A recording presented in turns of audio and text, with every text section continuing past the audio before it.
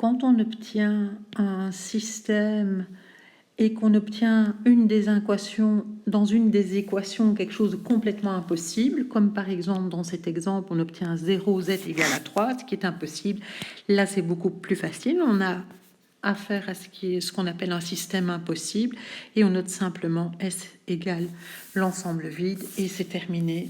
On n'a plus besoin d'aller plus loin. Donc en fait, ici, pour distinguer si on a un système impossible ou un système indéterminé, eh bien, il suffit de regarder une des équations et de voir si on obtient 0z égale quelque chose d'impossible, 0z égale 3, on voit qu'on a quelque chose d'impossible. Alors, petite remarque, ça peut être 0x égale quelque chose ou 0y, c'est pas toujours 0z, mais en tout cas, c'est quand on arrive à une équation impossible. 0 fois quelque chose égale un nombre différent de 0 amènera toujours la conclusion d'un système impossible.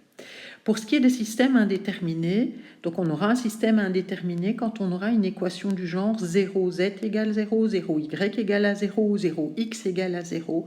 Et donc la technique dans ce cas-là, c'est ce que je vous ai montré. On remplace la lettre de l'équation 0z égale à 0, donc ici le z, par une lettre. Alors on ne prend pas la même lettre, sinon ça ne va pas le faire, donc on remplace en général par R.